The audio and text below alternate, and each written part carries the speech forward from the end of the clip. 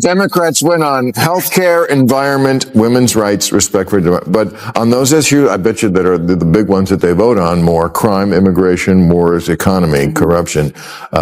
So that's the takeaway there. The only thing the Democratic Party stands for today is opposition to Donald Trump. Yeah. And I just read Kamala Harris's new book, 107 No, Days. you didn't. I did. No. Kamala Harris just released her latest book, an autobiography. That feels more like a list of reasons why the last election didn't go her way. And let's just say taking responsibility didn't make it into the chapter list.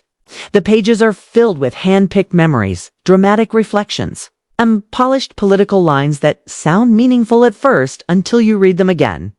When they ask who has a better plan, Republicans crushing it on crime, immigration, wars, the economy, even corruption.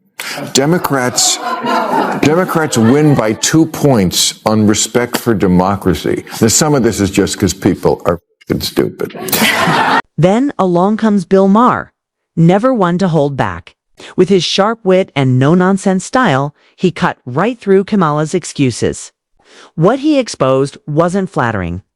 A politician who seems out of touch, overly dramatic, and trying way too hard to come off as thoughtful. And let's be honest, his takedown wasn't gentle. It stung. Perpetuating victimhood, especially when it's false, is not a great advertisement for leadership.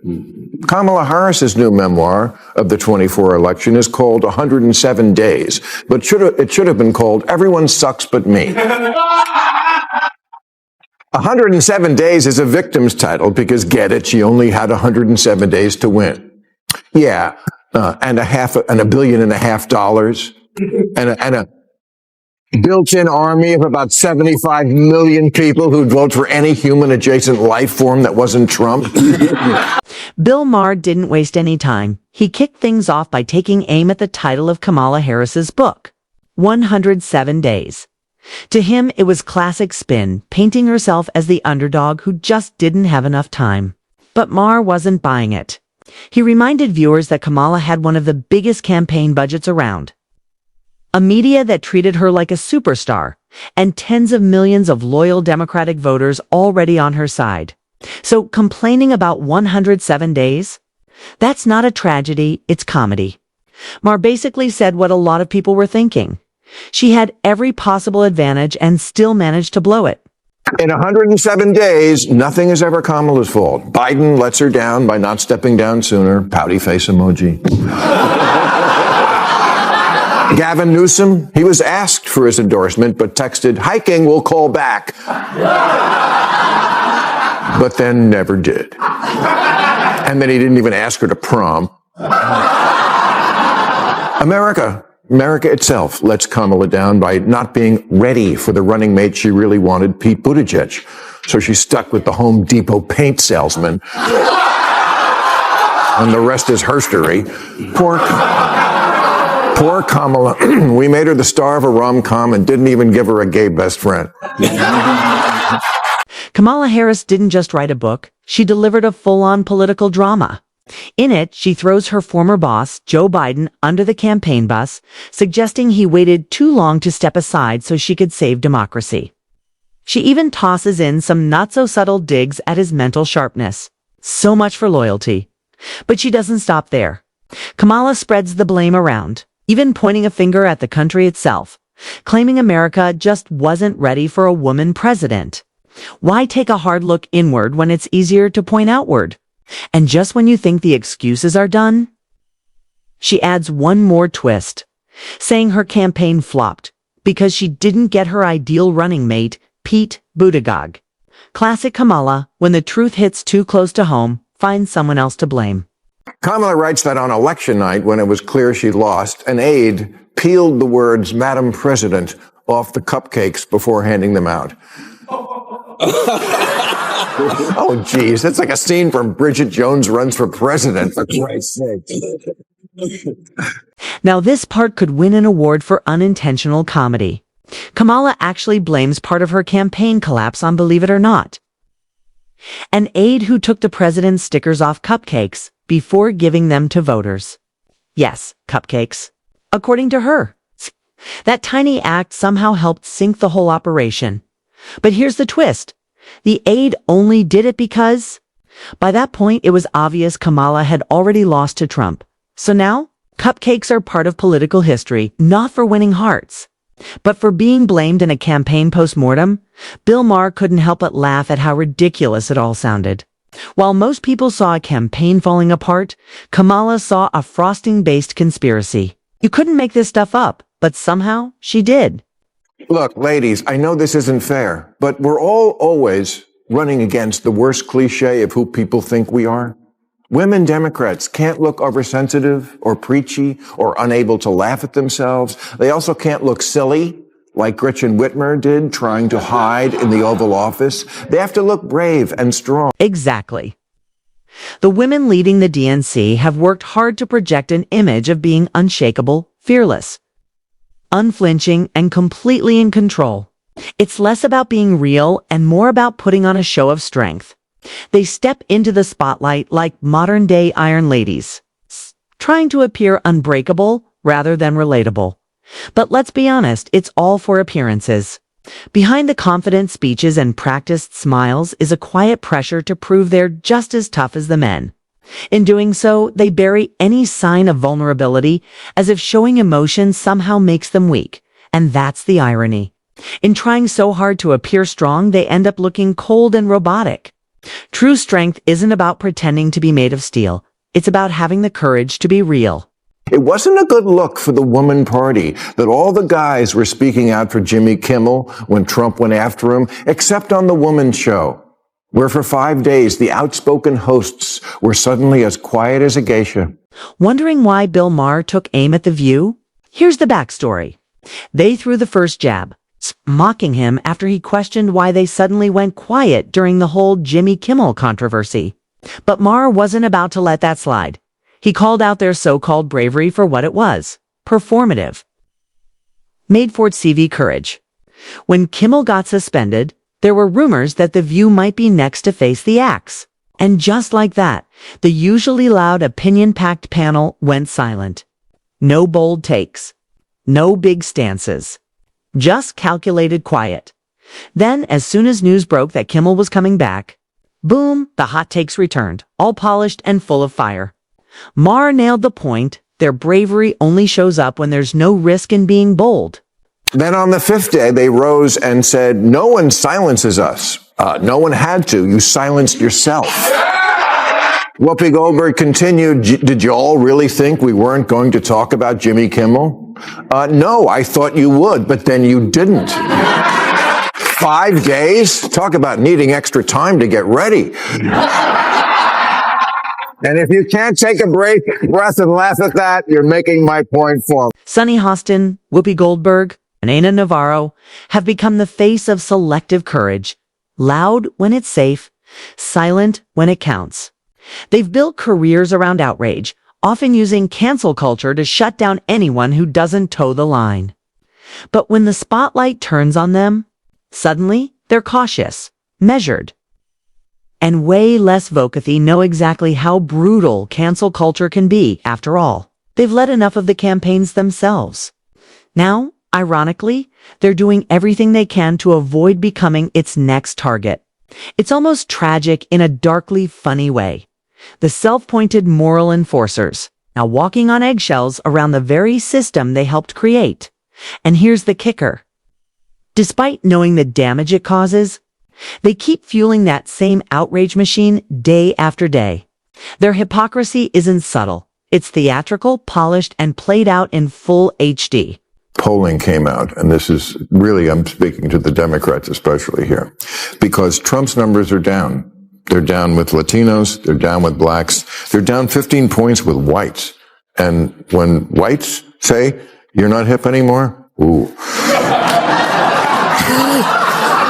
And yet, in the other poll, on issues, Trump still winning. So this is your big opportunity, Democrats. He's down in the numbers, and you still can't score. The DNC just can't seem to pull itself together, and the reasons sound like a sequel no one asked for. There's no strong leader in charge, no clear voice to guide the party through rough waters. Instead, it's stuck in an echo chamber, still catering to the far left fringe.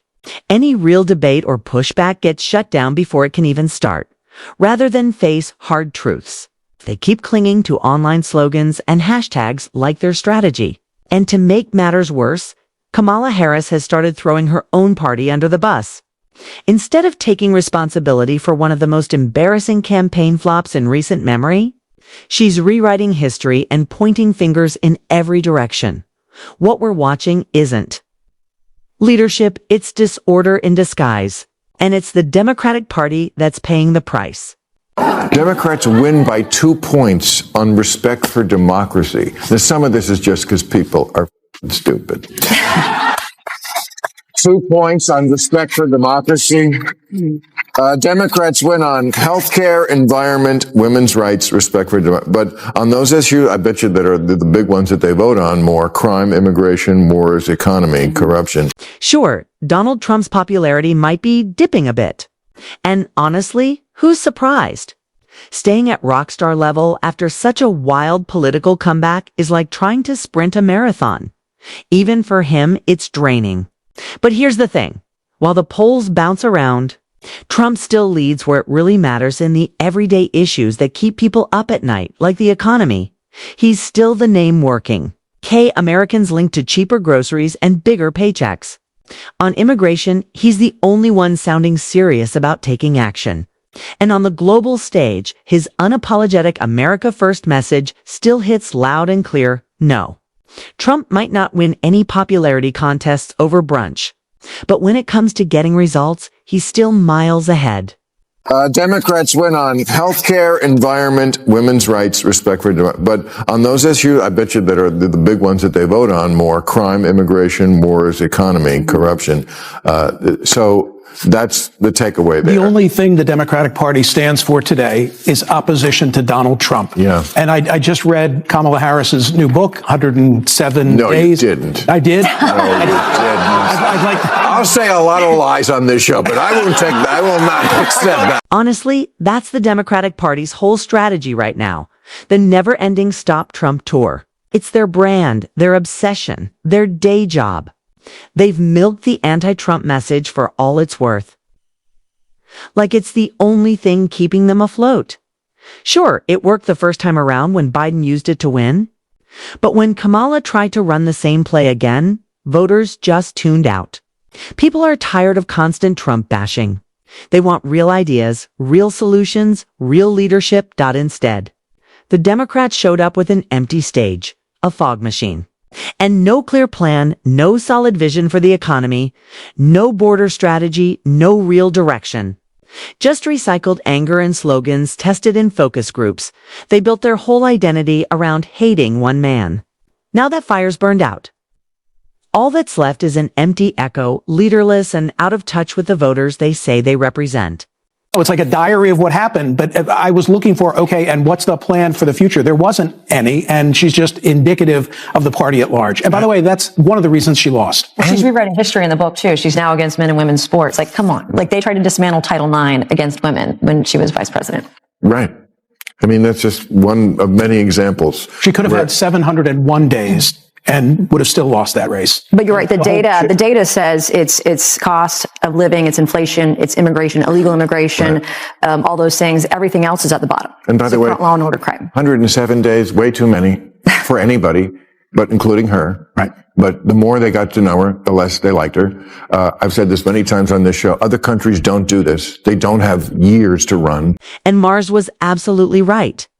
The more people got to know Kamala Harris, the less impressed they became. Can you blame them? The Hollywood endorsements, the staged photo ops, the awkward charm attempts, it all felt like a show running on empty, behind the shiny lights and catchy slogans. There was nothing real. Just a cloud of empty phrases and that nervous, hypey-wished laugh that could break glass. When tough questions came her way, she'd dodge, stumble, or fall back on the now famous Kamala cackle. It quickly became clear she wasn't ready for the pressure or the policies. Voters wanted something real, something solid. Instead, they got a campaign built purely on image. Bill Maher didn't have to tear her down. She did that on her own by showing there was nothing genuine underneath. They call an election, and they have an election in a month. Yeah, ignore the influence of money. We should do that. Right? Yeah, that's going to be hard to get rid of. They tried. Yep. But no, It's like you don't need 100 days. You need 107 days. You tell people your plan. This is what I am for. This is my thing. You're selling something. You're selling a vacuum cleaner. If I'm selling a vacuum cleaner, I'll tell you why I think it's best. Am I going to tell you every goddamn day for 2 years? Did I tell you about the attachment that gets under the... Yeah, you did. You told me 1,000 times. In the end, Mars's takedown of Kamala Harris and the Democratic Party was a lesson in brutal honesty, sharp, relentless, and spot on. The DNC is drifting without direction. No true leader, no clear message, and no connection to everyday Americans. Between Kamala's top-tier blame game, The View's performative bravery, and the party's one-track obsession with Trump, it's clear they've lost their way somewhere between hashtags and arrogance. Maher just said what millions are thinking quietly. The Democrats aren't losing because of Trump. They're losing despite him. Until they drop the cult of wokeness and start owning up to their mistakes, they'll keep writing memoirs of failure instead of stories of comeback. A wrap for today's video.